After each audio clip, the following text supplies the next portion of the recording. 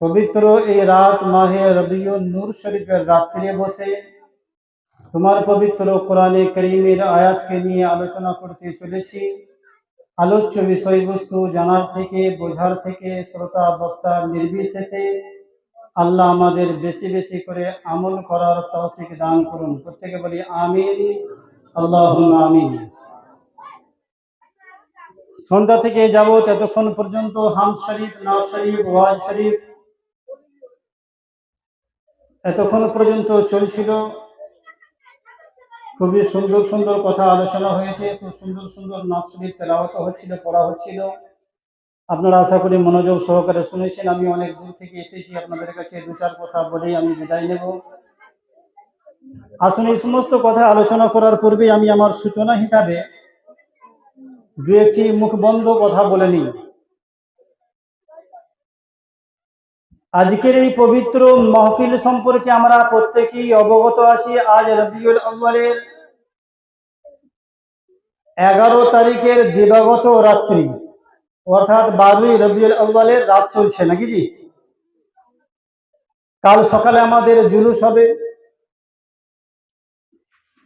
এই আশা নিয়ে, এই উদ্দেশ্য নিয়ে আশ্বিন গ্রাম নিবাসীর প্রতিটা মানুষের মেহনত এবং মুশাক্কাতে জশ্নে ঈদ মিলাদুন নবী উপলক্ষে মাহফিলে মিলাদের আয়োজন করা হয়েছে। কিছু মানুষ আয়েশ ও আরামে ঘুমাচ্ছেন, কিছু মানুষ এত কষ্টের মধ্যেও বসে আছেন, কিছু মানুষ রাস্তাঘাটে ঘোরাঘুরি করছেন। এই সমস্ত বিষয়টা বড় ব্যাপার নয়। আমি আপনাকে প্রথম আকীদা সম্পর্কে জানাই যে আমরা যে বিষয়টা নিয়ে আলোচনা করব সেটা হচ্ছে কোরআনুল করিম। এই কোরআনুল করিমকে আল্লাহ বলেন ইন্নাহু লা কোরআনুল করিম ফি কিতাবিম মাকনুন লা ইয়ামাসসুহু ইল্লাল মুতাতাহিরুন। কোরআন বলছে আমার নাম হচ্ছে কোরআনে করিম। আমাকে স্পর্শ করার আগে নিজে পবিত্র হওয়া এবং ওযু হওয়া, এটা হচ্ছে কোরআনের শর্ত। এর পরের নিয়মগুলো আমি বলবো না, আমি আপনাকে কিঞ্চিত ইশারা দেব, ইঙ্গিত দেব। যদি বোঝেন তাহলে ভালো, যদি না বোঝেন আমার কিছু করার নেই। পরিস্থিতি এখন আমাদের বিপক্ষে যাচ্ছে।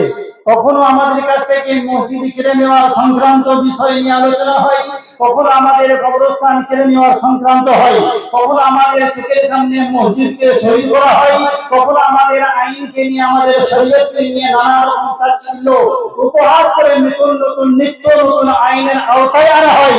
কখনো যদি আমরা খামোশ ছিলাম, এখনো যদি আমরা খামোশ থাকি, এমন একটা সময় আসবে আপনাকে আপনার ঘরে ঢুকে মারবে, আপনি কখনো কিছু করতে পারবেন না। পারবেন জি? এখনো সচেতন হন, এখনো সময় আছে, এখনো পরিস্থিতি আছে।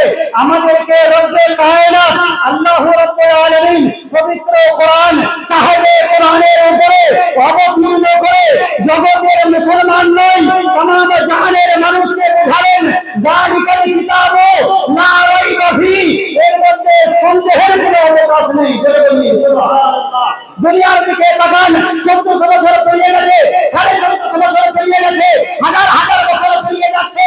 যখন কোনো মুসান্নিফ কোনো জিনিসের তাসন্নিফ করে, যখন কোনো লেখক কোনো জিনিসের লেখনী আনে, যখন কোনো কিতাব কেউ নিজের লিপিবদ্ধ করে, তখন সে মুখবদ্ধ হিসাবে লেখা আমার কিতাবের মধ্যে ভুল থাকতে পারে। যদি কোনো মাননীয় ব্যক্তির কোনো দৃষ্টিগোচর হয় আমাকে জানিয়ে আমি সংশোধন করবো, আমি একে তবদিল করবো, আমি এটা পরিবর্তন করবো। এটা হচ্ছে দুনিয়ার মানুষের কাজ, এটা হচ্ছে মুসলমানের কাজ, এটা হচ্ছে কাদিমের কাজ, এটা হচ্ছে দুনিয়ার লেখকের কাজ। আল্লাহ বলছে তারা কিতাব প্রথমে দেখে, সংশোধন পরে হয়। এরা কিতাব প্রথমে দেখে, পরে এদের ভুল ধরা যায়। কিন্তু আমি যা মুসলমানকে দিয়েছি, আমি যা জগৎবাসীকে দিয়েছি, আমি যা সমাজের মানুষকে দিয়েছি, আমি যা মুহাম্মদে আরবির উপরে অবতীর্ণ করেছি, আমি প্রথমে আকীদা বানাতে বললাম, আমি প্রথমে ঈমান বানাতে বললাম, আমি প্রথম বললাম আলিফ লাম মিম। এটা হচ্ছে হুরফে মুকাদ্দিয়াত, এটা এমন কোনো বিষয় যা আল্লাহ জানে, কোন বেঈমান রাসূল জানে, দ্বিতীয় কেউ জানে না। এক আল্লাহ জানে, দ্বিতীয় রাসূল জানে, তৃতীয় কেউ জানে না। আল্লাহ বলেন এই কিতাবের মুসান্নিফ আমি আল্লাহ, যার উপরে অবতীর্ণ করেছি তার নাম হচ্ছে রাসূলুল্লাহ। এক আমি আল্লাহ, দ্বিতীয় আমার রাসূলুল্লাহ, তৃতীয় মানে কাউকে রাখি নাই, চতুর্থ কেউ নেই, পঞ্চম কেউ নেই, ষষ্ঠম কেউ নেই, সপ্তম কেউ নেই, অষ্টম কেউ নেই, শুধু আমি বলবো আলিম, মুহাম্মদ বলবো আমি জানি, আল্লাহ বলেন নাম, নবী বলেন জানি, আল্লাহ বলেন প্রেম, মুহাম্মদ বলেন জানি, আল্লাহ বলেন আমি যা যা জানাবো মুহাম্মদকে সব জানালাম। জোরে বলে সুবহানাল্লাহ। এবার জগতের মানুষকে জানাবো জালিকাল কিতাবে লা রাইবা ফি, এটা দুনিয়ার মানুষ ছিল তারা সংশোধন করে, তুমি তো মুসলমান, তোমার আকীদা কিতাবের পাতা পড়ে দাও, আকীদা প্রথম বানাও, এর মধ্যে কোনো সন্দেহ নেই, এর মধ্যে কোনো ভুল নেই, এর মধ্যে কোনো ভ্রান্তি নেই, এর মধ্যে কোনো খারাপি নেই, এটা তখনো যা ছিল এখনো তাই আছে, কিয়ামত পর্যন্ত তাই থাকবে। জোরে বলি সুবহানাল্লাহ। লা তাবদিলা লিকালিমাতিল্লাহ, এর কোনো পরিবর্তন নেই। জোরে বলে সুবহানাল্লাহ। আছে পরিবর্তন? কেউ করবে পরিবর্তন? কেউ পারবে করতে?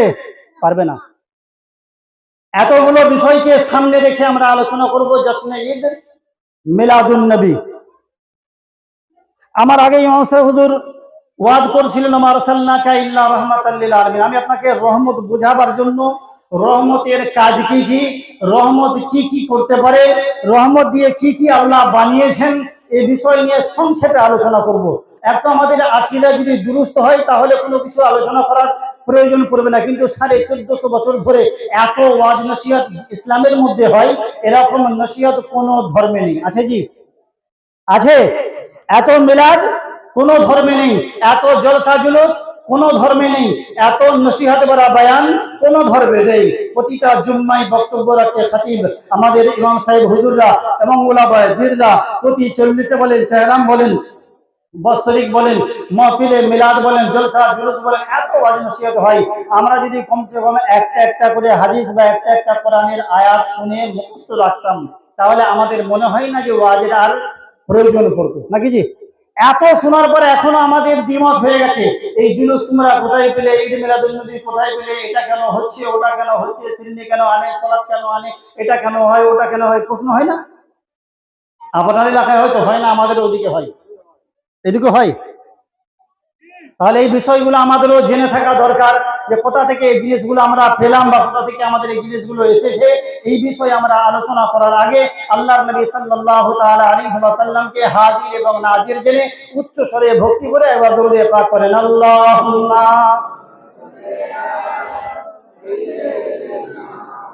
মাওলানা মুহাম্মদ ওয়া আলা আলি সাইয়্যিদিনা ومولانا محمد সাল্লাল্লাহু তাআলা আলাইহি ওয়াসাল্লাম। নবী পাক সাল্লাল্লাহু তাআলা আলাইহি ওয়াসাল্লামের তিনটি চরিত্র আছে। এক নম্বর হচ্ছে বাচপনের জীবনী, নবী পাক সাল্লাল্লাহু আলাইহি ওয়াসাল্লামের জওয়ানের জীবনী, নবী পাক সাল্লাল্লাহু তাআলা আলাইহি ওয়াসাল্লামের নবুয়তের প্রচারের 23 বছরের জীবনী। আমরা হয়তো প্রথম জীবনীগুলো অনেকবার আমরা শুনি, আজ আপনি একবার নতুন করে ছোট্ট করে একবার শুনে নেন, তারপরে আমরা ইনশাআল্লাহ ওয়াজিদ আমাদের এই সমস্ত ওয়াজগুলো বারবার শোনার পরে আমাদের যদি সচেতনতা না আসে তাহলে আর কোনোদিন আমাদের সচেতনতা আসবে না।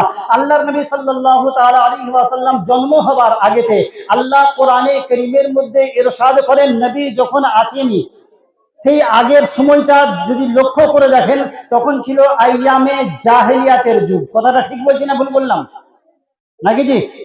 আইয়ামে জাহেলিয়াতের যুগ। আচ্ছা, নবী যখন এসেছেন তখন সাহাবী ছিলেন? সাহাবী কেউ থাকেন নাই। যদি সাহাবী না থাকে, তখন কোনো একটা মানুষ যদি বলে আল্লাহর নবী আসার সময় জুলুস হয় নাই, আল্লাহর নবী আসার সময় জুলুস হয় নাই, নারা লাগানো হয় নাই, পতাকা ঝান্ডা লাগানো হয় নাই, এই সমস্ত কাজ যেগুলো করছেন এগুলো করা হয় নাই, আপনি তাকে প্রথম প্রশ্ন করেন, নবী যখন এসেছিল তখন কি সাহাবী ছিলেন?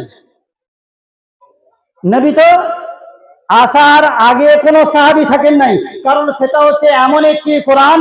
আজকে আমরা একটা কোরআন দেখি, আর একটা কোরআন আল্লাহ তার নবী পাক সাল্লাল্লাহু তাআলা আলাইহি ওয়াসাল্লামকে নবুয়ত রূপে, বশর রূপে আল্লাহ আমিনার ঘরেতে যখন উতার নামালেন বা জন্ম দিলেন, তখন সেই একটা কোরআন, যে কোরআন আর এই কোরআনের মধ্যে একটা পার্থক্য আছে।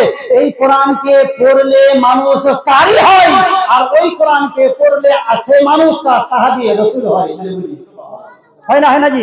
আমরা এখানে কোরআনকে যেমন পড়বো কারি হবো, ওখানে যারা কোরআনকে পড়েছে, যারা আল্লাহ নবীকে দেখেছে, যারা আল্লাহ নবীর উপরে ঈমান এনেছে, যারা নবীর হাতে বায়াত হয়েছে, যারা ইসলাম গ্রহণ করেছে, যারা নবীর জন্য জান দিতে রাজি, যারা মাল দিতে রাজি, যারা আওলাদ দিতে রাজি, যারা ধন ও সম্পদ দিতে রাজি, তাদেরকে আল্লাহ রাব্বুল আলামিন বলেন রাদিয়াল্লাহু আনহু ওয়া রাদু আন। তারা আমাকে রাজি করেছে, আমি তাদের উপরে রাজি হয়েছি। তারা যেখানে যা চেয়েছে আমি আরশের উপরে বসে বসে তাদের প্রতিটা ইচ্ছাকে পূরণ করে দিয়েছি।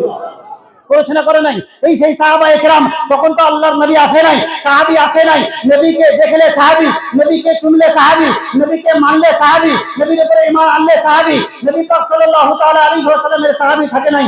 আল্লাহ জানতেন 1450 বছর পেরিয়ে যাওয়ার পরে কিছু নাজদি আসবে, কিছু ওয়াহাবি আসবে, কিছু কাদিয়ানি আসবে, কিছু মির্জাই আসবে, কিছু বেতনাবাজি আসবে, কিছু চক্রান্তকারী লোক আসবে, যারা এসে প্রশ্ন করবে নবী যখন এসেছিল তখন তো এই কাজ হয় নাই, তোমরা কেন করছো? আল্লাহ এজন্যই নবীর 40টা বছর পেরিয়ে যাওয়ার পর আল্লাহ নবীকে বললেন, নবী ইয়া আইয়ুহান নাবিয়্যু হাসবুকাল্লাহ, নবী আমি আল্লাহ আপনার জন্য যথেষ্ট।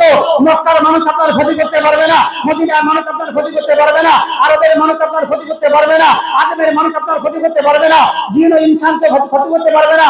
কিন্তু ইয়া রাসূলুল্লাহ, কিছু পরিস্থিতি এমন আছে যে পরিস্থিতিটা আপনি যদি তৈরি না করেন আপনার উম্মতের জন্য বড় কষ্টকর হবে, উম্মতের জন্য হয়তো দুঃখ হবে, উম্মতের জন্য একটা পেরেশানির সমাধান হয়ে যাবে।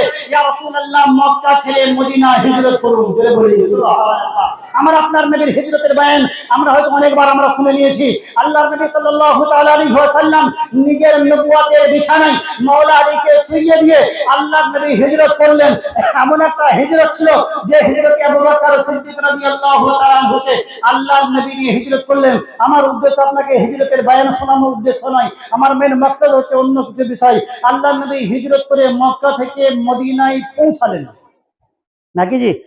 সেই দিনটাও ছিল রবিউল আউয়াল মাস, দিনটা ছিল সোমবার দিন, এবং সুবে সাদিকের সময় আল্লাহর নবী মদিনা মুনাওয়ারায় পৌঁছালেন। জোরে বলি সুবহানাল্লাহ। একই দিন কেন রেখেছেন? একাধিক কিতাবের মধ্যে আপনি পাবেন আল্লাহর নবী মক্কা থেকে মদিনা হিজরত করার দিনটা ছিল রবিউল আউয়ালের সোমবার দিন ছিল, এবং রবিউল আউয়ালের মাস ছিল 12 তারিখ ছিল। আল্লাহর নবী এদিকে আসার উদ্দেশ্য সাহাবায়ে কেরাম বুখারী শরীফের হাদিসের মধ্যে এসেছে, আল্লাহর নবীর একজন সাহাবী বলছে এরকম খুশি ইতিপূর্বে মদিনা মানুষকে আমরা দেখি নাই। যেদিনে আল্লাহর নবী মদিনা মুনাওয়ারায় এসেছিলেন সেদিনকে প্রতিটা মানুষ, যারা বৃদ্ধ হোক কিংবা আবাল হোক, বৃদ্ধা বনিতা হোক কিংবা বালক হোক, যে সমস্ত সাহাবী ছিলেন প্রতিটা সাহাবী নিজের ঘর ছেড়ে বেরিয়ে পড়েছেন আল্লাহর নবীর আমাদের জন্য। তারা নিজেদের জবানে তারা আল বদরু আলাইনা মিন সানিআতিল বিদাই ওয়াজাবা শুকরু আলাইনা মাদা আলিল্লাহ হিলাই, আল্লাহর নবীর উপরে স্লোগান দিতে দিতে তারা মদিনা থেকে বেরিয়েছে আল্লাহর নবীকে স্বাগতম জানিয়েছিলেন। আল্লাহর নবীর ডাকেতে সাহাবীরা হাজির হয়েছিলেন। শুধু হাজির হননি, বরঞ্চ আল্লাহর নবী একটা বিষয় এখানে প্রমাণ করেছিলেন। কি বিষয় জানেন? আল্লাহর নবী একটা উটনির উপরে সওয়ার হয়ে এসেছেন। সেই উটনিটা যখন মদিনার পাশে এসে হাজির হয় তখন সমস্ত লোকেরা আল্লাহর নবীকে দাওয়াত দিচ্ছে, ইয়া রাসূলুল্লাহ আপনি আমার ঘরের মেহমান হন। একজন মানুষ এসে বলছে হুজুর আমার ঘরে মানুষ মেহমান হন। এরকম হয় না, হয় না? কোনো ভালো মানুষ হলে আমরা বলি না হুজুরা খাওয়া দাওয়া আমার ঘরে করবেন, হুজুরা খাওয়া দাওয়া আমার ঘরে করবেন, আমার ঘরে একটু আরাম প্রবেশ করুন। এরকম আল্লাহর নবী সাল্লাল্লাহু তাআলা আলাইহি ওয়াসাল্লাম যে উটনির উপরে সওয়ার হয়ে এসেছিলেন, আল্লাহর নবী সাল্লাল্লাহু আলাইহি ওয়াসাল্লাম বলেন যে এতগুলো মানুষের মন রাখাটা আমার পক্ষে তো সম্ভব নয় যে সবার কাছে চলে যাব, এরকমটা হয় না। এক কাজ করো, আমি আমার উটনিটা ছেড়ে দিচ্ছি, উটনি যার ঘরেতে বসবে আমি মুহাম্মদ তার মেহমান। জোরে বলি সুবহানাল্লাহ। কথাটা কত সহজভাবে নিয়েছেন আমি জানি না, কিন্তু কথাটার মধ্যে বড় রহস্য আছে। আমাদের ঘরের বিষয়গুলো হচ্ছে আমরা আমাদের মা বোনদেরকে শেখাই না বা শিক্ষা দিই না। যদি একটা বিষয়ের শিক্ষা ক্লিয়ার ভাবে দিতে পারি, আমার মনে হয় অন্যান্য গোষ্ঠীর যে মানুষ যাদের সাথে আমাদের দ্বন্দ্ব বিবাদ লেগেই আছে, এই সমস্ত মানুষ থেকে অনায়াসেই আমরা বাঁচতে পারবো। এই শিক্ষাটা কি? সেটা হচ্ছে নবী শব্দের ব্যাখ্যা, নবী শব্দের মানে এবং মতলব যদি আপনি আপনার ছেলেকে শিখিয়ে দেন, আপনি যদি আপনার কোনো ভাইকে শিখিয়ে দেন, যদি আপনি আপনার কোনো চাচাকে শিখিয়ে দেন, যদি আপনি আপনার মাকে শিখিয়ে দেন, যদি আপনি আপনার ভাবিকে শিখিয়ে দেন, যদি আপনি আপনার বোনকে শিখিয়ে দেন, ফায়দা কি হবে জানেন? ফায়দা এতটা ফায়দা হবে যে আপনি কল্পনা করতে পারবেন না। আজ আমাদেরকে বলা হয় না নবী ওয়াদিসের খবর বলতে পারে না, নবীর ইলমে গায়েব ছিল না, এ বিষয়ে এতরাজ থাকে, আপত্তি থাকে, অনেক মানুষ এগুলো বলে দেয়, কিন্তু আমাদের অজগোচরে, আমাদের অজান্তে আমরা কিন্তু তাদেরকে সাহায্য করছি, করি না? 7 দিনের দিনে কেউ এলো চাঁদা নিতে, আমরা চাঁদা দিয়ে দিই। কেউ ফেতরা নিতে এলো, ফেতরা দিয়ে দিই। কেউ যদি সাদকা নিতে আসে, সাদকা দিয়ে দিই। কেউ যদি জাকাত দিতে আসে, জাকাত দিয়ে দিই। যখন কোনো কোরবানি হয়, কোরবানির টাকা দিয়ে দিই, না দিই না? কোথা থেকে আসে আমাদের জানার কোনো প্রয়োজন নেই, কিন্তু শুনলাম আপনাদের গ্রামের মাদ্রাসা। আশা করি গ্রামের নিজের মা যদি খেতে না পায়, তাহলে সাউরি মাকে খাওয়ানোটা এটা কোনো যুক্তিমান বুদ্ধিমান লোকের কাজ নয়। কি মনে হয়? নিজের মা পড়তে পারে নাই তো, অথচ পরের মাকে খুব ভালো শাড়ি পরাচ্ছে। নিজের মা খেতে পায় না, পরের মাকে খুব খাওয়াচ্ছে। নিজের মাকে কোনোদিনে ভালোবেসে কোনো দুটো কথা বলতে পারেন নাই, অপরের মাকে মা জান বলে ডাকছেন, না ডাকে নাই? এরকম আছে না নাই? এরকম আহাম্মক মার্কা লোক অনেক আছে। খাস করে যারা আমরা ইয়ং সমাজে বাস করি, এদেরকেও আমাদের দাওয়াত এবং আমাদের ফিক্র, আমাদের বোঝানো বা দাওয়াত দেওয়া একান্তই প্রয়োজন। আমার বলার উদ্দেশ্য হচ্ছে, নবী সম্বন্ধে যতগুলো দুনিয়াতে যত কোরআনের তাফসীর এসেছে, সব থেকে শ্রেষ্ঠ ভাবে মাসলাকে আলা হযরত ইমাম আহমদ রাজা খান ফাজিল ইবনে নবী রহমাতুল্লাহ রিদওয়ান, ইনি একটা তাফসীর করেছেন কানজুল ইমান। ইনি প্রতিটা বিষয় তো ক্লিয়ার করেছেন। আমি শুধু আপনাকে নবী সম্বন্ধে ক্লিয়ারটা বলি। ইনি লিখেছেন নবী, যেখানেই নবীর তর্জমা এসেছে, অন্যান্যরা শুধু নবী নবী ছেড়ে দিয়েছেন। আলা হযরত যখন এসেছেন, এসে বয়ান করলেন, নবী মানে হচ্ছে অদৃশ্যের সংবাদদাতা। নবী শব্দটা হচ্ছে আরবি, এটাকে যদি বাংলায় ট্রান্সলেশন করা হয়, যদি এটাকে বাংলায় আনা হয়, তাহলে নবীর মানে দাঁড়াবে অদৃশ্যের সংবাদদাতা। অদৃশ্য মানে হচ্ছে যেটা দেখা যায় না, যেটাকে স্পর্শ করা যায় না, যেটাকে ছোঁয়া যায় না, যার ঘ্রাণ নেওয়া যায় না, মানে পঞ্চ ইন্দ্র দিয়ে যে জিনিসটা উপলব্ধ করা যায় না, তার নাম হচ্ছে অদৃশ্য।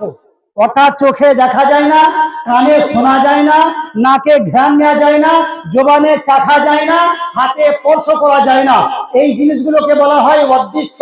আর এই অদৃশ্যটা যিনি দৃশ্যমান দিবালোকের মতন দেখেন, যিনি এগুলোর সম্মান দেন, তার নামই হচ্ছে নবী। অর্থাৎ জান্নাতের যিনি সংবাদ দেন, জাহান্নামের যিনি সংবাদ দেন, পুরস্কারের যিনি সংবাদ দেন, মিজানের যিনি সংবাদ দেন, কিয়ামতের যিনি সংবাদ দেন, কবরের যিনি সংবাদ দেন, ইনি হচ্ছেন মুহাম্মাদুর রাসূলুল্লাহ। জোরে বলি সাল্লাল্লাহু আলাইহি ওয়াসাল্লাম। নাকি জি? এবার এই ব্যাখ্যাটা যদি আপনার বিবি জানে, তাহলে আপনাকে বুঝিয়ে দেবে। যদি আপনার মেয়ে জানে, তাহলে আপনার জামাইকে বুঝিয়ে দেবে। যদি আপনার বেটি জানে, তাহলে আপনার জামাইকে বুঝিয়ে দেবে। যদি আপনার স্ত্রী জানে, আপনাকে বুঝিয়ে দেবে। যদি আপনার চাচি জানে, তাহলে চাচাকে বুঝিয়ে দেবে। যদি মামি জানে, তাহলে মামাকে বুঝিয়ে দেবে। আর যদি মা বোনেরা এতটা যদি জেনে যায়, নবী মানে অদৃশ্যের সংবাদদাতা, নবী মানে জান্নাতের কথা বললে বলা, নবী মানে হচ্ছে কবরের সংবাদ জেনে বলা, নবী মানে হচ্ছে যাকে কেউ দেখতে পারে না, যাকে কেউ স্পর্শ করে না, রাআইতু রাব্বি, যাকে খালিক বলা হয়, যাকে মালিক বলা হয়, যাকে রব্বে কদির বলা হয়, যাকে জুল জালাল বলা হয়, যাকে ইকরাম বলা হয়, যাকে সামিউল বাসীর বলা হয়, যাকে ইন্নাল্লাহ আলা কুল্লি শাইইন কদির বলা হয়, আল্লাহ নবী বলেছেন তাকে আমি রাআইতু রাব্বি, ভালো আকৃতিতে দেখি। জোরে বলি সুবহানাল্লাহ। আমার আপনার নবী বলছে আমি সেই আল্লাহকে ভালোভাবে দেখি। এবার এই নবীকে নিয়ে যদি কেউ বলেন নবীর ইলমে গায়েব ছিল না, তাহলে জানতে হবে যে আমাদের শিক্ষার কমের কারণে ওরা আমাদেরকে মারছে। যদি আমাদের শিক্ষা থাকতো, যদি আমাদের তালিম থাকতো, যদি আমাদের দিনের বিষয় থাকতো, তাহলে আমাদেরকে এরকম বিভ্রান্ত করতো না, এরকম বিষয় আনতো না, যে আমাদের এরকম প্রশ্ন করতো না। তাদেরকে দেওয়ার আগে 10 বার চিন্তা করতে হবে। দুনিয়ার খেয়ালাত আপনি মনে করেন যে আপনার যদি মাকে কেউ গাল দেয়, গালগালাজি করে না, হয় না জি, পাড়ায় ঝগড়া হয় না? আপনার মাকে আমার মাকে যদি গাল দেয়, আমরা তার সাথে কথা বলতে নারাজ, নাকি জি? কথা বলি আমাদের সাথে। যদি আমার চাচাতো ভাইয়ের সাথে ঝগড়া হয়ে যায়, আমরা আমার চাচাতো ভাইয়ের সাথে কথা বলে দিই, কিসের জন্য বন্ধ করে দিই? না আমার মাকে গাল দিয়েছে, আমার বাপকে গাল দিয়েছে, কি আমার ছোট বড় কথা বলেছে, কি আমার জমি কেড়ে নিয়েছে, কি আমার জায়দাদ কেড়ে নিয়েছে, কিংবা আমার কোনো অংশটাকে নিয়ে নিয়েছে, বা কোনো জিনিস আমার মেরে দিয়েছে, এই বিষয়ের জন্য আমরা ছেড়ে দিই, তার সাথে কথাবার্তা বন্ধ করে দিই। কিন্তু আপনি দেখেন আল্লাহর কোরআন আপনাকে বলে, কুল ইন কানা আবাউকুম ওয়া আবনাউকুম ওয়া ইখওয়ানুকুম ওয়া আজওয়াজুকুম ওয়া আশিরাতুকুম ওয়া আমওয়ালুন ইখতারাফতুমুহা ওয়া তিজারাতুন তাখশাউনা কাসাদাহা ওয়া মাসাকিন তারদাউনা আহাব্বা ইলাইকুম মিনাল্লাহি ওয়া রাসূলিহি। জোরে বলুন সুবহানাল্লাহ। আল্লাহ তো প্রথম ফতোয়া দিচ্ছেন নাকি জি? আমার আপনার ফতোয়া, আমার আপনার বিষয়টা কোনো ভ্যালু রাখে না, কোনো মর্তবা রাখে না, কোনো গুরুত্ব রাখে না। কিন্তু আল্লাহ যেখানে বলছে রাসূল পাক সাল্লাল্লাহু তাআলা আলাইহি ওয়াসাল্লামের জন্য, যেখানে রাসূল নিজের ঈমানের জন্য আল্লাহর নবী নিজে বলেছেন, তুমি ততক্ষণ পর্যন্ত মুমিন হতে পারবে না যতক্ষণ পর্যন্ত তোমার জানের থেকে বেশি আমাকে না ভালোবাসো। তো বাপের জন্য যদি কাউরির সাথে কথা বন্ধ হয়ে যায়, মাকে গালি দিলে যদি কারোর সাথে কথা বন্ধ হয়ে যায়, ভাইকে গাল দিলে যদি কারোর সাথে কথা বন্ধ হয়ে যায়, বিবির সাথে যদি কেউ গালগালাজি করে কথা বলে তার সাথে যদি কথা বন্ধ হয়ে যায়, তাহলে আল্লাহ তো বলছে তার থেকেও বেশি ভালোবাসতে হবে আমার নবী মুস্তাফাকে। লা ঈমান লিমান লা মুহাব্বাত লাহু। আল্লাহ নবী বলেন, যার দিলেতে আমি মুহাম্মদ, আমার মুহাব্বত নেই, তার মধ্যে কোনো ঈমান নেই। জোরে বলি সুবহানাল্লাহ। আমার আপনার দিলেতে যদি নবী মুস্তাফার মহব্বত না থাকে, আমার আপনার দিলেতে যদি আল্লাহর নবীর ভালোবাসা না থাকে, আল্লাহর নবী নিজে বলছেন আপনাকে বেরেলি থেকে ফতোয়া আনতে হবে না, ফুরফুরা থেকে আপনাকে ফতোয়া আনতে হবে না, আপনাকে জামাতে ইসলামী থেকে ফতোয়া আনতে হবে না, আপনাকে কাদিয়ানী থেকে ফতোয়া আনতে হবে না, আপনাকে ওয়াহাবিদের কাছ থেকে ফতোয়া আনতে হবে না। আল্লাহর নবী নিজে ফতোয়া দিচ্ছেন, লা ঈমানা লিমাল্লাহ, তার তো ঈমানদারি হবে না যার অন্তরে আমি মুহাম্মদ থাকি না। আমার মহব্বত যদি না থাকে, আমার ভালোবাসা যদি না থাকে, আমার আখলাক যদি না থাকে, আমার আদর্শ যদি না থাকে, আমার সুন্নাত যদি না থাকে, আমার ভালোবাসা যদি না থাকে, তোমার মধ্যে তো ঈমান নেই। তো যার মধ্যে ঈমান নেই এরকম ব্যক্তিকে ভালোবাসাটাই কোনো স্বভাব আছে, কোনো নেকি আছে, কোনো উপকার আছে? কোনো রকম ফায়দা নেই। এই জন্য আমি আপনাদের কাছে যে বিষয়গুলো আয়াতগুলো তুলেছি, এই আয়াতগুলো যদি সম্পূর্ণভাবে আমরা আলোচনা করতে পারি, তো ইনশাআল্লাহ আজিজ আমাদের কাছে প্রকাশ্য যে সমস্ত বিষয়গুলো আমরা করি এগুলো শরীয়ত সম্মত। আল্লাহ রাব্বুল আলামিন তার নবী মুস্তাফা সাল্লাল্লাহু তাআলা আলাইহি ওয়াসাল্লামকে দুনিয়ার বুকে যখন পাঠাবেন, এই দুনিয়াতে পাঠাবার আগে আগে আল্লাহর নবী সাল্লাল্লাহু তাআলা আলাইহি ওয়াসাল্লামের উপরে কোরআনের আয়াত অবতীর্ণ করে নাই। 40টা বছর ধরে আল্লাহ রাব্বুল আলামিন তার নবী পাক সাল্লাল্লাহু তাআলা আলাইহি ওয়াসাল্লামকে লালন পালন করার একটা তাগিদ দিলেন, লালন পালন হওয়ার একটা সময় দিলেন। 40 বছর পর্যন্ত নবী অপেক্ষা করলেন। 40 বছর পরেতে আল্লাহর নবী সাল্লাল্লাহু তাআলা আলাইহি ওয়াসাল্লাম কথা বলবেন ফারানের চটির উপরে দাঁড়িয়েছেন। আল্লাহর নবী সাল্লাল্লাহু তাআলা আলাইহি ওয়াসাল্লাম খামোশ ছিলেন। এই খামোশ থাকার একটা সবথেকে বড় কারণ দেখেন, আল্লাহর নবী 1 বছর 2 বছর 3 বছর 4 বছর 5 বছর 6 বছর করে 40টা বছর কাটালেন। এরকম 40 বছরের চাচা আমার এখানে আছে, 40 বছরের বাবাজি অনেক আমরা এখানে বসে আছি, যাদের বয়সটা 40 পর্যন্ত হয়ে গেছে। আল্লাহর নবী সাল্লাল্লাহু তাআলা আলাইহি ওয়াসাল্লামের এই কাজগুলো করার 40 বছর পরেতে নবুয়াতের প্রচার করার কাজটাকে নিয়ে এখন কিছু মানুষের মধ্যে ভ্রান্ত, যারা ইউটিউবে অনেক ঘাটাঘাটি করেন দেখবেন, তারা বলছে আল্লাহর নবী 40 বছর পরে নবী হয়েছেন। মাআযাল্লাহ, আস্তাগফিরুল্লাহ। এরকম আকীদা তো আমরা রাখি না। আমরা আকীদা রাখি নবী তখন থেকে, নবী যখন হযরতে আদম নবীনা আলাইহিস সালামের জাসাদ মানে শরীরও তৈরি হয়নি, এখন শুধু মাটি আর পানি দিয়ে তার দেহটা বানানো হয়নি, খালি মিশ্রিত করা হয়েছে, এখনো দেহ তৈরি হয়নি। তখন থেকে আমাদের নবী ছিলেন। এই নবীকে নিয়ে কখনো বাশার, কখনো মানুষ, কখনো নূর, কখনো মাটি, এই সমস্ত নিয়ে তর্ক করা হয়। আল্লাহর নবীর এমন একটা জায়গা যেখান থেকে আপনি যদি লক্ষ্য করে দেখেন, আল্লাহর নবী সাল্লাল্লাহু তাআলা আলাইহি ওয়াসাল্লামের জীবন আদর্শগুলোকে আমরা সামনে তুলে ধরি।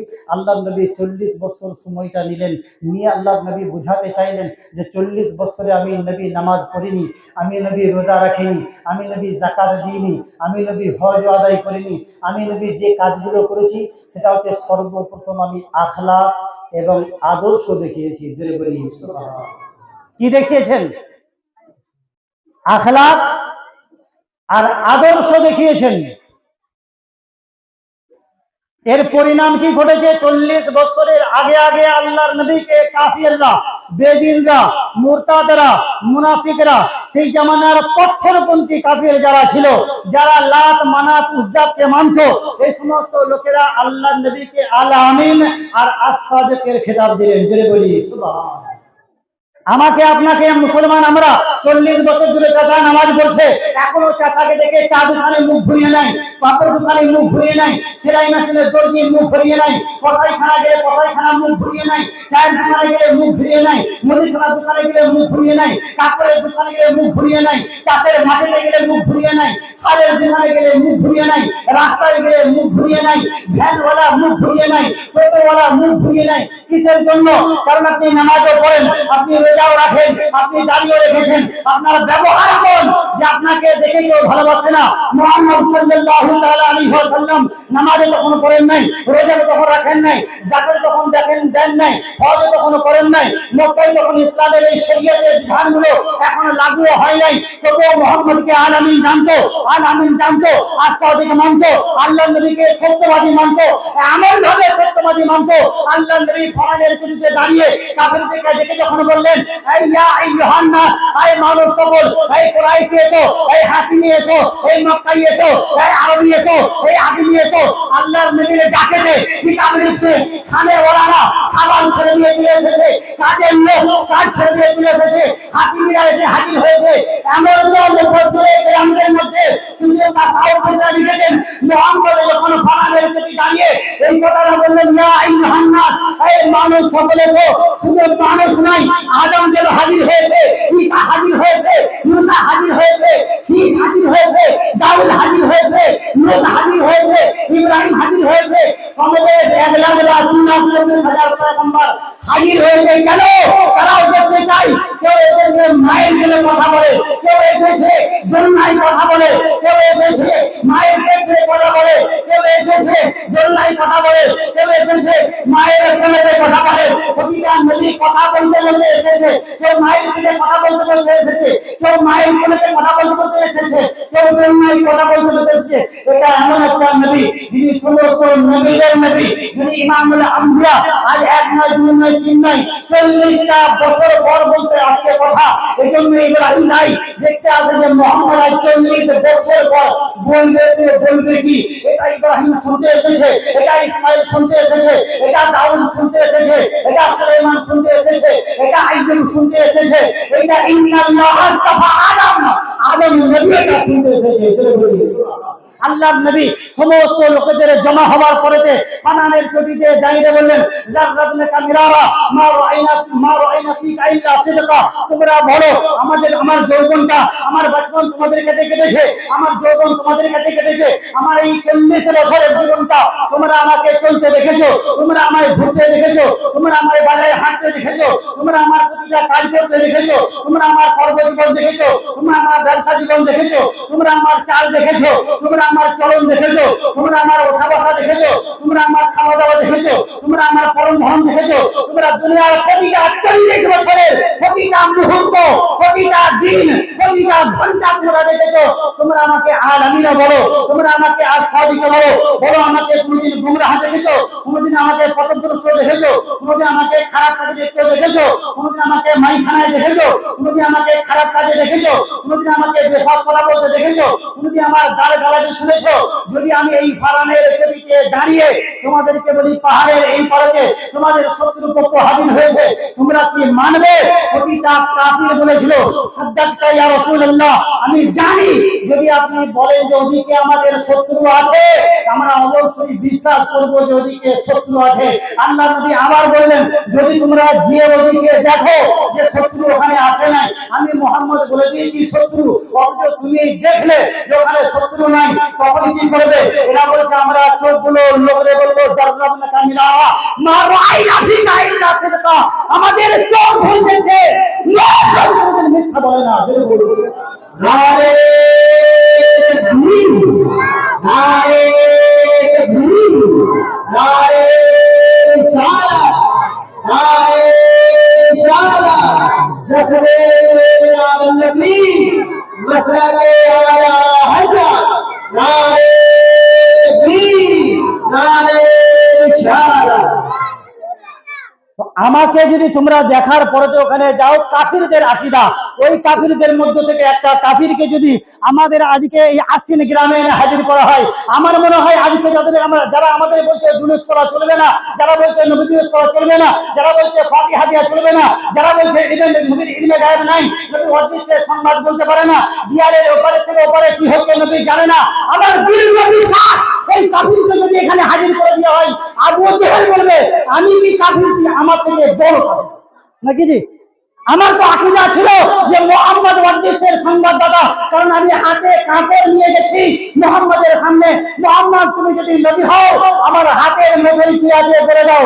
আবু জেহেলের আকীদা হাতের ভিতরে লুকানো জিনিস যিনি বলে দেন তার নাম হচ্ছে মুহাম্মদ। বলে বলে আর আজকের যদি দেওবন্দি হয়, আজকের যদি ওয়াহাবি হয়, আজকের যদি কাফির হয়, আজকের যদি অবিশ্বাসী হয়, আজকের কোন ফিরকাবাদী হয়, এ তো আবু জেহেলের সামনে গেলে আবু জেহেল বলবে আমার বিশ্বাস যে মুহাম্মদ নতুন জিনিস বলতে পারে, আর তুমি এত বড় হারামি, সেই নবীর কলমা পড়ো, সেই নবীর দরুদ পড়ো, সেই নবীর টুপি পড়ো, সেই নবীর দাড়ি রেখে যাও, সেই নবীর সুন্নাত দিয়ে চলো, তোমার মতন পাক্কা মুনাফিক আর কে হতে পারে?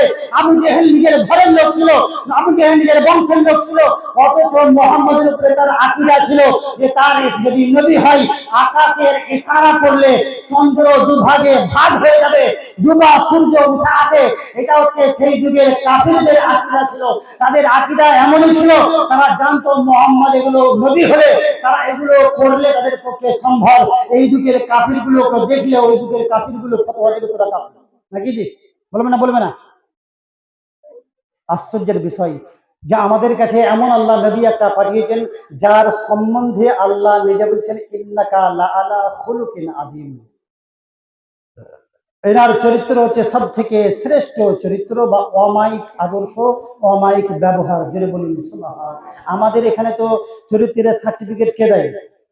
প্রধান নাকি? জি, পঞ্চায়েতের প্রধান দেয় না? আপনার ক্যারেক্টার সার্টিফিকেট যদি প্রয়োজন করে আপনি পঞ্চায়েতে যাবেন, আপনার ক্যারেক্টার সার্টিফিকেট দেবে। যিনি ক্যারেক্টারের সার্টিফিকেট দিচ্ছেন তার নিজের ক্যারেক্টার ভালো হবে। তাহলে সবাইকে আমি দায়ী করছি না, দোষী করছি না, বেশিরভাগটাই দেখবেন তারা 100 দিনের কাজের টাকা খেয়ে বসে আছে। যদি কিছু না করে, কিছুই করে না, তার মধ্যে সব থেকে বড় হচ্ছে তারা টাকা খেয়ে বসে আছে। অথচ আমাদেরকে যদি কেউ সার্টিফিকেট দেয় সেটা হচ্ছে আমাদের গ্রামের প্রধান দেবে, আমাদের পঞ্চায়েতের প্রধান দেবে, আমাদের এমপি বা এমএলএ দেবে, আমাদের গণ্যমান্য ব্যক্তি যারা তারা দেবে, যাদের চরিত্র, যাদের হাতে সবসময় মদের বোতল থাকে, যারা কোনোদিন পেশাব বসে পানি নেয় না, যারা কোনোদিন পশ্চিম কোন দিকে মুখ মাথা কোনোদিন ঠকে নাই, এরকম মানুষ আমাদের ক্যারেক্টার সার্টিফিকেট দেয়, এমন মানুষ আমাদের চরিত্র সার্টিফিকেট দেয়, এমন মানুষ আমাদের ব্যবহারের সার্টিফিকেট দেয়। আর যিনি সার্টিফিকেট মুহাম্মদ সাল্লাল্লাহু তাআলা আলাইহি ওয়াসাল্লামের দিচ্ছেন, তিনি খালিকে কায়নাত আল্লাহ রাব্বুল আলামিন বলেছেন ইন্নাকা লাআলা খুলুকিন আযীম। আমার নবীর আখলাক হচ্ছে সবথেকে শ্রেষ্ঠ আখলাক, আমার নবীর চরিত্র হচ্ছে শ্রেষ্ঠ চরিত্র। কেমন চরিত্র? আপনাকে ছোট্ট একটা হেকায়েতে আল্লাহর নবীর বুঝাই। অনেক হেকায়েত আছে, জীবনী অনেক আছে, যেগুলো শুনলে আমরা তো জানি। আল্লাহর নবীর ফাজাইল সম্পর্কে আমরা অনেক শুনেছি। আল্লাহর নবী সাল্লাল্লাহু তাআলা আলাইহি ওয়াসাল্লাম সাহাবায়ে কেরামদের সামনে বসে আছেন, এরকম সাহাবীদেরকে নিয়ে আল্লাহর নবী বসে আছেন যেমন অসংখ্য নক্ষত্রের মধ্যে একটি মাত্র চাঁদ। জোরে বলুন সুবহানাল্লাহ। যেমন আকাশে অনেক নক্ষত্রের মধ্যে চাঁদ, দেখতে সুন্দর লাগে না? লাগে না? সুন্দর লাগে। এরকম ভাবে বসে আছেন। একজন সাহাবী কাঁদতে কাঁদতে এসেছেন, ইয়া রাসূলুল্লাহ আমার ছেলেটা হারিয়ে গেছে, আমার বাচ্চাটা হারিয়ে গেছে, ইয়া রাসূলুল্লাহ আমার ছেলে কোথায়, যদি একটু বলে দেন, আমি আমার ছেলের জন্য ব্যাকুল হয়ে আছি। আল্লাহর নবী সাল্লাল্লাহু তাআলা আলাইহি ওয়াসাল্লাম কিছু বলবেন, আর একজন সাহাবী এসে হাজির, ইয়া রাসূলুল্লাহ কিছু ছেলেকে দেখলাম ওখানে খেলাধুলা করছে, আমার মনে হয় ওই ছেলেদের মধ্যে ইনার ছেলেটাও আছে। জোরে বলি সুবহানাল্লাহ। খবর এসে গেছে। এই লোকটা খবরটা পাওয়ার সঙ্গে সঙ্গে আজকে ছেলেটা কয়েক ঘন্টা চোখ থেকে হারিয়েছে, সেই লোকটা দৌড়ে যাবেন, আল্লাহ নবী বললেন সাহাবী দাঁড়াও দাঁড়াও দাঁড়াও, এসছে আবার ডেকে বললেন যাও, তুমি যখন তোমার ছেলের কাছে যাবে দূর থেকে তোমার ছেলেকে আব্বা বলে ডাকবে না। কি বলে ডাকবে না? ভালো লাগেনি? কথা না বললে তো জানবো যে 14 বছর ধরে তো ওয়াজ শুনেই আসছেন, পাল্টাবেন কবে? আব্বা বলে ডাকবেন না। ইয়া রাসূলুল্লাহ কিসের জন্য? আল্লাহ নবী বলেন, ওকে প্রথম তুমি কাছে যাবে, মাথায় হাত বোলাবার আগে তাকে ডেকে নিয়ে এসে ঘরে এসে তোমার যত রকমের চুমু খাওয়া তেমন চুমু খাবে, যেমন আদর করো তেমন আদর করবে, যেমন মহব্বত করো তেমন মহব্বত করবে, যেমন ভালোবাসা তেমন ভালোবাসবে। আল্লাহ নবী বলে দিয়ে ছেড়ে দিয়েছেন, সাহাবী চলে গেলেন। সাহাবীরা জিজ্ঞাসা করছে, ইয়া রাসূলুল্লাহ সাল্লাল্লাহু তাআলা আলাইহি ওয়াসাল্লাম, এরকম একটা নসিহত করার মানে কি? এরকম একটা নসিহত করার উদ্দেশ্য কি? ফেদাকা আবি ইয়া উম্মি, প্রতিটা বিষয়টা আপনি বলেন। আজকে এই বিষয়টা একবার বলেন যে ওই ছেলেটার বাপ তার ছেলেকে কয়েক ঘন্টা দেখে নাই বা কয়েকদিন দেখে নাই, আজ সে দেখতে পাবে। দূর থেকে দেখলেই তো আব্বা বলে দৌড়বে না, দৌড়বে না জি? দৌড়বে না? ছুটে যাবে, তাকে জড়িয়ে ধরবে, তাকে বুকে টেনে নেবে এবং তাকে চুমু খাবে। তার ছেলে যেমনই হোক না কেন, কালো হোক কুৎসিত হোক, যেমন হোক, তাকে মহব্বত করবে, তাকে ভালোবাসবে। ধুলো লেগে থাকলে ধুলো ঝেড়ে দেবে, নাকে সিকনে এলে নাকে সিকনে ঝেড়ে দেবে এবং তাকে কোলে করে নিয়ে চুমু খাবে। খেতে খেতে সে ঘরে ফিরে আসবে। আল্লাহ নবী সাল্লাল্লাহু তাআলা আলাইহি ওয়াসাল্লাম বলেন, যখনই কথাটা সাহাবী জিজ্ঞাসা করেছে না, আল্লাহ নবী চোখ দিয়ে পানি ছেড়ে দিয়েছেন, ও আমার সাহাবী, আমি মুহাম্মদ বচপনায় যখন ছিলাম, আমি বাপ হারা এতিম ছিলাম। জোরে বলি সুবহানাল্লাহ। কি ছিলাম? বাপ হারা এতিম। এতিম অবস্থায় আমি যখন খেলাধুলা করতাম, আমার কাছে যখন আমার সঙ্গীর সাথীরা খেলাধুলা করতো, তাদের মা থাকলে মায়েরা ডেকে আনতো, বাপ থাকলে বাপেরা ডেকে আনতো। আমার একটা এমন সময় গেছে যখন আমি দুনিয়া দিয়ে এসেছি, আমার বাপ থাকে নাই। যখন আমার 5 থেকে 7 বছর বয়স হয়েছে, তখন আমার কাছ থেকে আমার মাকে আল্লাহ তুলে নিয়েছে। আমার বাপও থাকে নাই, আমার মাও থাকে নাই। আমার সামনে পরিস্থিতি এমন হয়েছে, আমার বন্ধুকে তার বাপ ডাকতে এসেছে, আমার বন্ধুকে তার মা ডাকতে এসেছে। তার মা যখন ডাকতো, আমি মোহাম্মদ মনে করে চিন্তা করতাম, কাজ যদি আমার বাপ থাকতো আমাকে ডাকতে আসতো, কাজ যদি আমার মা থাকতো আমার মা ডাকতে আসতো। প্রতিটা মুহূর্তে মুহূর্তে আমি মোহাম্মদের দিন রাখতেছিলাম, কোনোদিন কাউকে বলি নাই। কিন্তু আমি যে উন্নতির জন্য এত কিছু করেছি, আমি যখন আমার মায়ের সিনাম থেকে দুনিয়ায় এসেছি, নাক কাটা অবস্থায় এসেছি, মাথা আঁচড়ানো অবস্থায় এসেছি, তেল লাগানো অবস্থায় এসেছি, পা পবিত্র অবস্থায় এসেছি, কাপড় পরা অবস্থায় এসেছি। আমাকে যারা দায়ী হিসাবে এনেছে তাদেরকে তোমরা জিজ্ঞাসা করো, তারা বলেছে আমরা এরকম ইতিপূর্বে কোনো ছেলের জন্ম দেখি নাই। আমি তখন আসার পরেতে আল্লাহ আমার সাথে কি ব্যবহার করেছে তোমরা তো লক্ষ্য করো নাই, তোমরা তো তা জানো নাই, তোমরা তো তা দেখো নাই। আমি মোহাম্মদ বয়ান করেছি, তুমি শোনো। আমি যখন বাপমান ছিলাম, মায়ের কোলে এসেছি, আসার পরেতে সবাই কান্নাকাটি করে, আমিও কেঁদেছি। সবাই যখন কান্নাকাটি করে, তাদের কান্নার আওয়াজের কোনো মানে থাকে না, কোনো মতলব থাকে না, কোনো হেকায় থাকে না, কোনো বর্ণনা থাকে না, কোনো দর্শন থাকে না, কোনো কেউ জানে না। কিন্তু আমার কান্নাটা ছিল এমন কান্না, যে কান্নার নিয়ম ছিল আলাদা, যে কান্নার তরিকা ছিল আলাদা, যে কান্নার পদ্ধতি ছিল আলাদা। আমি মোহাম্মদ জন্মানোর পরে নেই সেজদা মাথায় রেখেছি, মাথাটা সাজদায় রেখেছি। সবাই আর বাও করে কাঁদে, আমি রব্বি হাবলি উম্মতি করে কেঁদেছি। সবাই সুবহানা রাব্বিয়াল আলা বলে, আমি আল্লাহর দরবারে মাথা রেখে নিজের ব্যক্তিত্ব নিয়ে নিজের মায়ের চিন্তা করিনি, নিজের বাপের চিন্তা করিনি, নিজের বেটি ফাতেমার চিন্তা করিনি, নিজের নওয়াজা হাসানের চিন্তা করিনি, নিজের নওয়াজা হুসেনের চিন্তা করিনি, নিজের দামাদ আলীর চিন্তা করিনি, নিজের বেটি ফাতেমার চিন্তা করিনি। আমি সাজদা রেখে প্রথম যা চিন্তা করেছি, রব্বি হাবলি উম্মতি, হে আল্লাহ আমার উম্মতকে আমায় সমর্পণ করো। তুমি রহমান হয়ে দিতে থাকবে, আমি রহিম হয়ে দিতে থাকবো। তুমি রব্বে আলামিন হয়ে থাকবে, আমি রহমাতুল লিল আলামিন হয়ে থাকবো। এই বিয়ের মাঝে আমার উম্মত কোনদিন জাহান্নাম হবে না। হবে? তুমি ওদিকে রহমান রহমান হয়ে থাকবে, আমি রউফুর রহিম হয়ে থাকবো। তুমি রহমাতুল লিল আলামিন, তুমি রব্বিল আলামিন হয়ে থাকবে, আমি রহমাতুল লিল আলামিন হয়ে থাকবো। আমার এই দুজনের মাঝখানে আল্লাহ যত আমার উম্মত হবে, যত গুনাহগার হবে না কেন, যত শিয়াকার হবে না কেন, যত বদকার হবে না কেন, যেমনই হোক না কেন, যদি আমাকে ইয়া রাসূলুল্লাহ বলে ডাকলে বলা হয়, সে যদি জাহান্নাম থেকে ডাকে, আমি মুহাম্মদ তাকেও জান্নাতে বানাবো। আর দুনিয়াতে যে ইয়া রাসূলুল্লাহর উপরে গুস্তাখি করে বসে আছে, যার কাছে ইয়া রাসূলুল্লাহ বলে ডাকাটাই হচ্ছে শিরক আর বিদআতের ফতোয়া দিয়ে, এরা কি কোনদিন জান্নাতে যাবে বলে মনে হয়? দুনিয়াতেই তারা সাজ পাইল, আখিরাতে গেছে। আল্লাহ নবী বলছেন আমি এরকম সময় এসেছি, আসার পরে আমাকে আল্লাহ রাব্বুল আলামিন জিবরাইলের মাধ্যমে, মিকাইলের মাধ্যমে সমস্ত দেশ দেশান্তর সবকিছু দেখিয়েছে, সবকিছু আমি দেখেছি। দেখার পরে আমার মায়ের কোলে আমাকে ফিরিয়ে দিয়েছে। আমি দাইমা হালিমার কাছে যখন লালন পালন হয়েছি, এমন সময় এসেছে আমি একা ঘরে বসে থাকি, এটাকে নিয়েও মানুষ উপহাস করে, এটাকে নিয়েও মানুষ তাচ্ছিল্য করে, এটাকে নিয়েও মানুষ আইনা বলে শব্দকে নিয়ে ব্যবহার করে, অনেক মানুষ অনেক রকম বিপত্তিজনক কথা তুলে ধরে। কিন্তু আল্লাহ নবী সাল্লাল্লাহু তাআলা আলাইহি ওয়াসাল্লাম বলেন, আমি যখন তার নিজের ভাই আব্দুল্লাহর সাথে এক কাছে থাকতাম, আব্দুল্লাহ একটা দোলনায় দোলে, আমি মোহাম্মদ একটা দোলনায় দোলে, দুজন দোলনায় দুলতাম।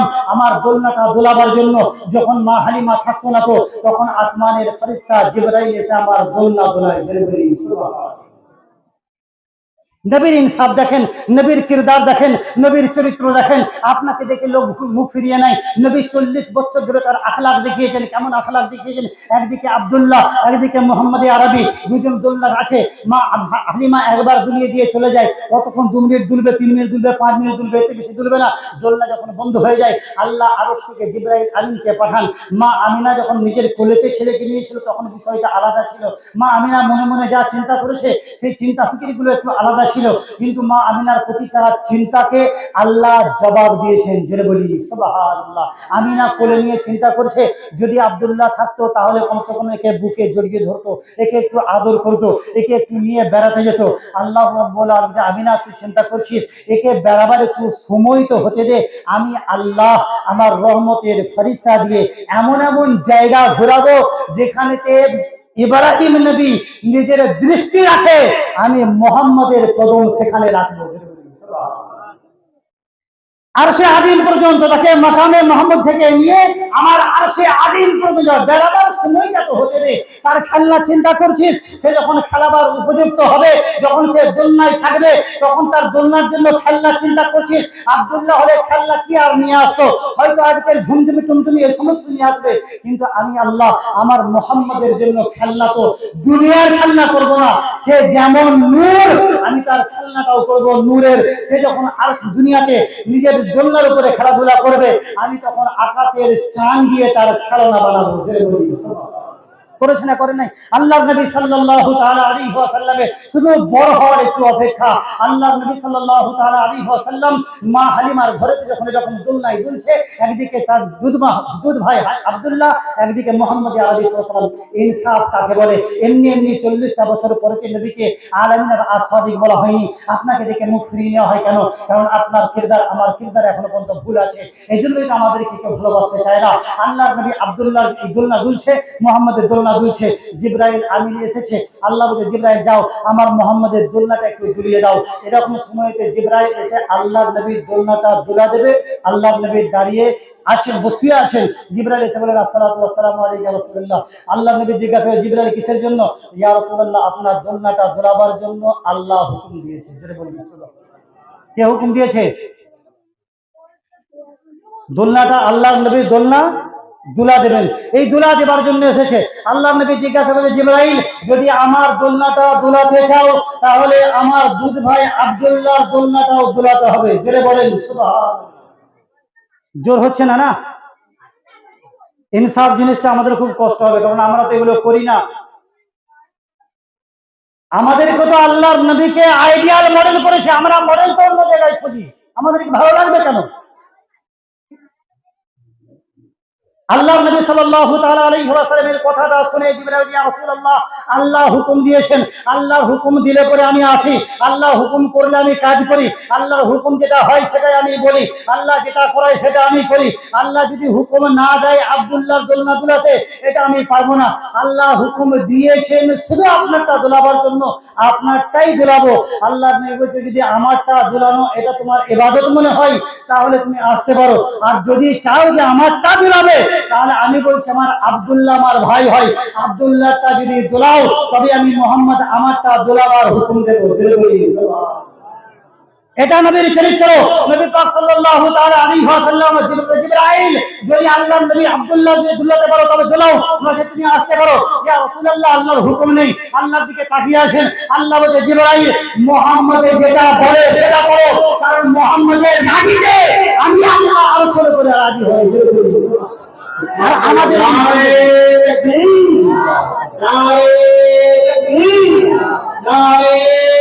ইশারা নারে ইশারা জসবে ইলাদ নবী জসরাতে আলা হায়দার।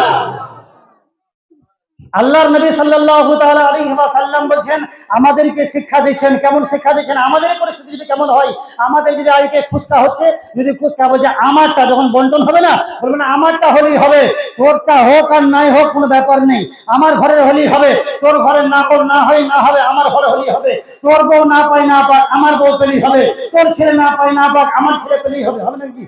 ভাবি না আমরা? আমরা আমাদেরটা ভাবি। আর নবী পাক সাল্লাল্লাহু আলাইহি ওয়াসাল্লাম বলেন, আমি আমারটা নয়, আমি চাই যে হালিমা আমাকে লালন পালন করছে, আমার জন্য হালিমার কষ্ট।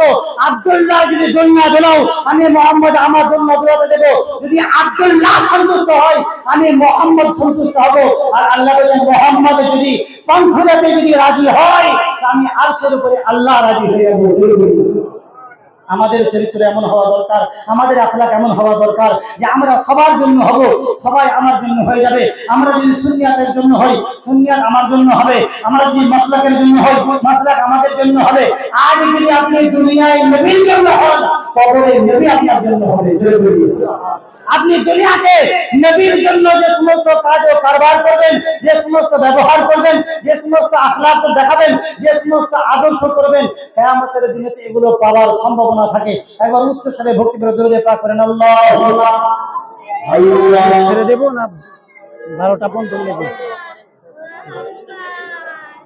আল্লাহুম্মা সাল্লি আলা সাইয়্যিদিনা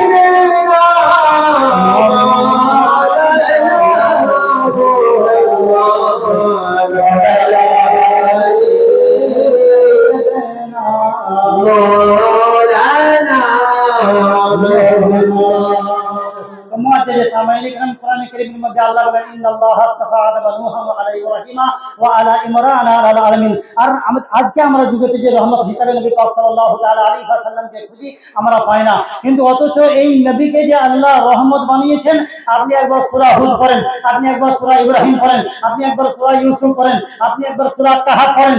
আল্লাহ এরকম করে কমসে কম 14 থেকে 15টা আয়াত, হয়তো আমি এক সময় 15টা আয়াত পড়া এই মুহূর্তে সময় নেই, 12টার মধ্যে যেহেতু মাহফিলে জুলুসের এই মাহফিলে মিলাদ আমরা শেষ করব, সেজন্য 15টা আয়াত নয়, আমি আপনাকে 4-5টা আয়াত বলে আপনাকে বোঝানোর চেষ্টা করি। ওয়ালাম্মা জা মুসা লিমিকাতিনা ওয়া কাল্লামাহু রাব্বু, আমরা প্রত্যেকে শুনেছি মুসা আলাইহিস সালাম আল্লাহর সাথে কোহে তুরে কথা বলেছেন, নাকি জি বলেছেন? এই কোহে তুরে কথা বলার পরেতে আল্লাহ রাব্বুল আলামিন তাকে সময় দিয়েছিলেন। এরকম অনেকগুলো নবী এসে, যার নাম, একটা নবীর নাম হচ্ছে হুদ, একটা নবীর নাম হচ্ছে সোয়াইব, একটা নবীর নাম হচ্ছে ইব্রাহিম। এই সমস্ত নবীগুলোদের এক একটা সময়েতে এক একটা কাজ করেছেন, তার নিজেদের কওমের লোককে বোঝাবার জন্য চেষ্টা করেছেন। চেষ্টা করার পরিণাম হয়েছে, তারা দুজনকে বোঝায় তো 10 জন বিগড়ে যায়, দুজনকে সোজা রাস্তায় আনে তো 4 জন বিগড়ে যায়, এমন পরিস্থিতি হয়। ওয়ালাম্মা জা মুসা লিমিকাতিনা ওয়া কাল্লামাহু রাব্বু, যখন মুসা আলাইহিস সালাম তার কওমকে বোঝাবার চেষ্টা করেছেন, বোঝাই নাই। হুদকে যখন বোঝাবার চেষ্টা করেছেন, বোঝাই নাই। যখন বুঝে আসে নাই, তখন আল্লাহর কাছে তারা দোয়া করেছেন, ইলাহুল আলামিন কওমের লোককে বোঝালাম, এরা তো কেউ বোঝে নাই। এরা যখন বুঝছে না, তখন আল্লাহর কাছে ফরিয়াদ করলেন, আল্লাহ এরপরে আপনি একটা বিচার করেন, যে বিচারটা আমাদের কাছে অন্তিম হবে। কিন্তু এতগুলো নবীর বিচারের প্রতিটা বিচারের শেষ,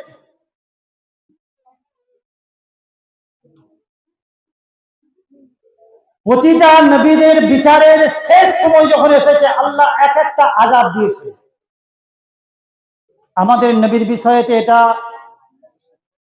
ব্যতিক্রম, যে আল্লাহর নবী চেয়েছেন যে আমার উম্মতের মধ্যে যেন এরকম কোনো আযাব, এরকম কোনো গজব, এরকম যেন কোনো বিষয় না এসে যায়। নচেত আমাদের পরিণাম দিনের আলোয় আমরা যা করি, রাতের অন্ধকারে যা করি, এটা তো মুখ দেখাবার কথা নয়, এটা তো আমরা ফেসে যাবার কথা, এটা তো আল্লাহর কাছে ধরা খেয়ে যাবার কথা। কিন্তু তবু আল্লাহর নবীর রহমত যে আজ আমাদের গুনাহগুলো এখনো পর্যন্ত পুশিদা আছে, এখনো পর্যন্ত ঢাকা আছে, নচেত এটা আমাদের জন্য বড় খারাপই হতো। এই জন্য আল্লাহর নবীদের যদি আপনি ইলম দেখেন, রহমত দেখেন, যে প্রতিটা রহমত দিয়ে আল্লাহ হুদ নবীকে বাঁচিয়ে নিয়েছেন, ঈসা নবীকে বাঁচিয়ে নিয়েছেন, মুসা নবীকে বাঁচিয়ে নিয়েছেন, জুলকারনাইনকে বাঁচিয়ে নিয়েছেন। যদি প্রতিটা আয়াতের উপর আপনি লক্ষ্য করে দেখেন তাহলে আপনি দেখতে পাবেন ফামাস্তা আইয়া ধারাহু ওমাস্তাতাউলাহু নাকবা ক্বালা হাদা রাহমাতুম মির রাব্বি। জুলকারনাইন একটা জায়গায় চলতে চলতে এমন একটা জায়গায় পৌঁছেছেন যে জায়গাতে যাবার পর সেখানকার মানুষের উপরে যে অত্যাচার অনাচার হচ্ছে, এই অত্যাচার অনাচার দিকে তাকিয়ে ইনি বললেন, এক কাজ করো, তোমরা আমাকে কিছু রড বা লোহা এনে দাও, এই লোহা দিয়ে আমি একটা পাঁচিল তৈরি করে দিই। পাঁচিল তৈরি করার পরেতে সঙ্গে সঙ্গে লোকেরা জিজ্ঞাসা করলো, এই পাঁচিলটা যে আপনি বানালেন, আগুন দিয়ে লোহাকে গলিয়ে পাঁচিল বানিয়ে দিয়েছেন, এটা একটা মিকদারও দিয়েছে। এই মিকদার দেওয়ার পরেতে সেই মিকদারটা দিয়েছেন যে এদের বংশধররা যে কাজগুলো করবে সেই কাজগুলো হচ্ছে এরা সকাল থেকে এর উপরে নিজেদের জীব চাটতে শুরু করবে। এদের জীবেতে পাওয়ার এতই হবে যে এরা চাটতে চাটতে এতটা পাতলা করে দেবে যে একদিকের দিকটা অন্য দিক থেকে মানুষকে দেখতে পাবে। আর কাজটা ছেড়ে দেবে সন্ধ্যের সময়। আবার যখন সকাল হবে তখন ওই পাঁচিলটা আবার যেমন লোহার মোটা ছিল এরকম মোটা হয়ে যাবে। যেটা বলি সুবহানাল্লাহ। আমরা একটা আমল নেব এটা থেকে, যে যে কোনো কাজ জুলকারনাইনকে জিজ্ঞাসা করেন, হুজুর এটা কবে কি করে শেষ হবে? আমার আপনার নবী মুস্তাফা সাল্লাল্লাহু তাআলা আলাইহি ওয়াসাল্লাম বলেন এটা তখনই শেষ হবে ওই ইয়াজুজ মাজুজের বংশধরের মধ্য থেকে কোনো একটা ছেলে যখন এই কাজটা শুরু করবে বিসমিল্লাহ বলে আর শেষ করবে ইনশাআল্লাহ বলে রেখে দেবে। কাজটা বুঝে এসেছে? যে পাঁচিলটা জুলকারনাইন বানিয়েছিলেন, ইনি বললেন এই পাঁচিলটা আমি যে বানিয়ে দিয়েছি, না এটাকে কেউ ছিদ্র করতে পারবে আর না এর ওপর দিয়ে কেউ লাফিয়ে পার হতে পারবে। এই পাঁচিলটা জুলকারনাইন বানিয়েছেন। আর আমাদের ইসলামের একটা পাঁচিল আল্লাহর নবী বানিয়েছেন, তার নাম হচ্ছে মাওলায়ে আলী রাদিয়াল্লাহু তাআলা আনহু। সুবহানাল্লাহ। এই আলীকে আল্লাহর নবী বেলায়েতের একটা পাঁচিল বানিয়েছেন। এই পাঁচিলটার জন্য আল্লাহ নবী বলেছেন, তার আমি যদি মুহাম্মদী আরবি, আমি যদি সমস্ত ইলমের শহর হই, আলী হবে তার দরজা। এটা হচ্ছে এমন একটা পাঁচিল, এই পাঁচিলের উপরে ডিঙিয়ে যাওয়াও সম্ভব নয় আর এটাকে ফুটো করাও সম্ভব নয়। আমি এর রহস্যটা আপনাকে বললাম না, কারণ এরকম অনেক মানুষ আছে আলী বাদ দিয়ে অনেক কিছু করতে চায়। মাওলা আলীকে বাদ দিয়ে অনেকে অনেক কিছু করতে চাইছে। তারা এখন নতুন নতুন পীর বার করেছে, পীর বেরিয়ে বলছে আমাদেরও পীর তরিকা, আমরা পীর ধরি, আমাদের পীর মুরিদি হয়। 11 শরীফ তাদের নেই, 60 শরীফ তাদের নেই, ফাতিহা তাদের নেই, মিলাদে সালাম কিয়াম তাদের নেই, হয়তো তাদের পীর বেরিয়ে গেছে। তো ইনি বললেন যে আমার যে পাঁচিল আমি তৈরি করেছি এই পাঁচিলটা তখন শুরু করবে বিসমিল্লাহ বলে, আর যখন কাজটা শেষ করবে তখন ইনশাআল্লাহ বলে যদি কেউ রেখে দেয় তবে এটা সম্ভব। আমাদেরও কাজ এরকম অনেক কাজ আছে যেগুলো আমরা বিসমিল্লাহ দিয়ে শুরুই করতে পারি না, আমরা এটা ইনশাআল্লাহ দিয়ে রাখার চেষ্টাও করি না, তো আমাদের পক্ষে সম্ভব হবে না। এই জন্য জুলকারনাইনকে যখন জিজ্ঞাসা করা হলো, হুজুর এত বড় পাঁচিলটা বানাতে আপনি কি করে সক্ষম হলেন? আপনি তো একজন মানুষ মাত্র, আপনার পক্ষে তো সম্ভব নয়। ইনি বললেন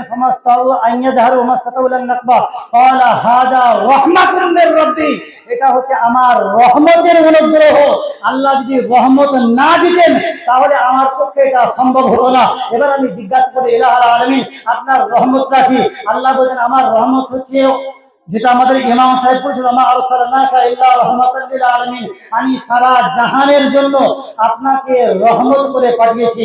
এখন তো বোঝা গেল এই রহমতের কারণে জুলকারনাইন ওরকম একটা পাঁচিল বানাতে সক্ষম হয়েছে। এই রহমতকে আল্লাহ বলেছেন ওয়া রাহমাতি ওয়াসিআত কুল্লা শাইইন ইলমা, এই রহমতে সারা জাহানকে পরিবেষ্টন করে আছে। যদি এই রহমত পরিবেষ্টন করে না থাকতো তা আমি আল্লাহ আমার আযাব দিয়ে এই জায়গাটা ধ্বংস করতে কষ্ট হতো না, দুঃখ হতো না, পেরেশান হতো না, সময় লাগতো না। কিন্তু এটা ধ্বংস না করার কারণ হচ্ছে মুহাম্মদ তুমি ওখানে আছো, আমি আল্লাহ এখানে আমার আযাব পাঠাবো না। আমাদের প্রতিটা মানুষের চিন্তা থেকে রাখা দরকার যে আমরা ওয়াজ নসিহত নাই, যে কাজগুলো আপনি করবেন শরীয়ত সম্মত কাজ করেন। জুলুসে যখন যাবেন খালি পায়ে যাওয়ার চেষ্টা করবেন। যদি অনেক মনে করেন কষ্ট জিনিস, কষ্ট এরকম কিছু না।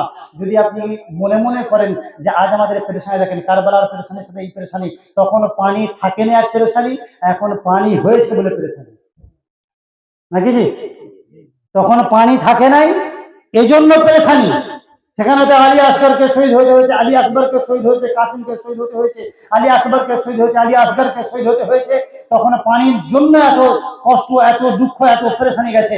আজ একটু পানি হয়েছে, আমাদের কত রকমের কষ্ট, কত রকমের দুঃখ, কত রকমের পেরেশানি এসে গেছে, যে আমরা আসতে পারছি না, আমরা হাজির হতে পারছি না। কিন্তু আল্লাহর কসম বলছি, আল্লাহ যেটা চাই সেটা কাটানো তো আমাদের পক্ষে সম্ভব নয়। কিন্তু কাল সকাল পর্যন্ত যে আল্লাহ তার নবী মুস্তাফা সাল্লাল্লাহু তাআলা আলাইহি ওয়াসাল্লামের এই জুলুস বা করার আমাদের যে তৌফিক দিয়েছেন বা সময় দিয়েছেন, বা এই যে তরিকা আমরা করে আসছি, এই তরিকাটা আমাদের বুজুর্গানের দিনের তরিকা। জোরে বলি সুবহানাল্লাহ। এই তরিকাটা কোনো নতুন বানাওয়াট জিনিস তা নয়। অনেক সময় অনেক মানুষ হাদিসের রেফারেন্স খুঁজতে চায়, যে হাদিস থেকে কোথা থেকে এলো, কেন এটা করা হয়েছে। আমি আপনাকে বললাম, মদিনা মুনাওয়ারায় আল্লাহর নবী সাল্লাল্লাহু তাআলা আলাইহি ওয়াসাল্লামের যখন আগমন ঘটেছে, তখন তিনি বলবেন রবিউল আউয়ালের সাথে এসকি সাথ নাকি রবিউল আউয়াল সাদের কি সাথ। নবী পাক সাল্লাল্লাহু তাআলা আলাইহি ওয়াসাল্লামের এই বিষয়টাকে যদি আপনি ফতওয়ায়ে সামি দেখেন, আল্লাহর নবী সাল্লাল্লাহু তাআলা আলাইহি ওয়াসাল্লামের হাদিসকে নকল করতে, যে হযরত আনাস রাদিয়াল্লাহু তাআলা আনহু বলেন, কি হযরত বারা রাদিয়াল্লাহু তাআলা আনহু বলেন, এনারা বলছেন যে আল্লাহর নবী সাল্লাল্লাহু তাআলা আলাইহি ওয়াসাল্লামের এই মাহফিল জুলুস যখন নবী পাক সাল্লাল্লাহু আলাইহি ওয়াসাল্লাম জন্মগ্রহণ করেছেন, এই জন্মগ্রহণ করার সময়তে আল্লাহ দুনিয়াতে সমস্ত জাতির জবানকে আল্লাহ খুলে দিয়েছেন। একে অপরের সাথে প্রতিটা মানুষ খুশ আমদিদ এবং মারহাবার স্লোগান দিয়েছেন। শুধু কষ্ট বা পেরেশানি হয়েছে একজন ব্যক্তি, তার নাম হচ্ছে ইবলিস। কে?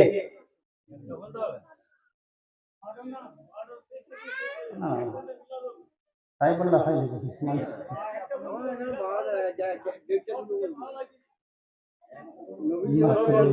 দরুদ পড়ুন আল্লাহুম্মা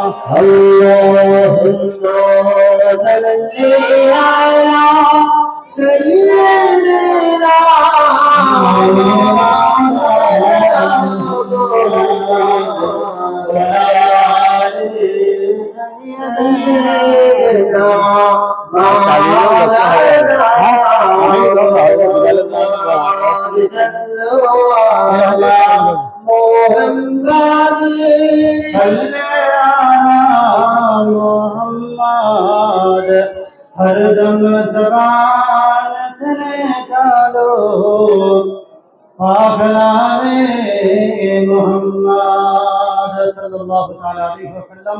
तो मुअज्जिজ সামাঈন کرام, আল্লাহর নবী সাল্লাল্লাহু তাআলা আলাইহি ওয়াসাল্লামের এই জন্ম বৃত্তান্ত বিষয়টাকে নিয়ে যদি আমি আরো যদি সময় দেন তাহলে ক্লিয়ার হবে কথা আলোচনা। আল্লাহর নবী সাল্লাল্লাহু তাআলা আলাইহি ওয়াসাল্লাম জন্মগ্রহণ করেছেন। হযরত বারা রাদিয়াল্লাহু তাআলা বলেন, আল্লাহর নবী সাল্লাল্লাহু তাআলা আলাইহি ওয়াসাল্লামকে নীরব আওয়াজ দিলেন, এই জিবরাইল যাও আমার মুহাম্মদ সাল্লাল্লাহু তাআলা আলাইহি ওয়াসাল্লামকে আরশে আযীম থেকে নিয়ে দুনিয়ার সমস্ত মাখলুক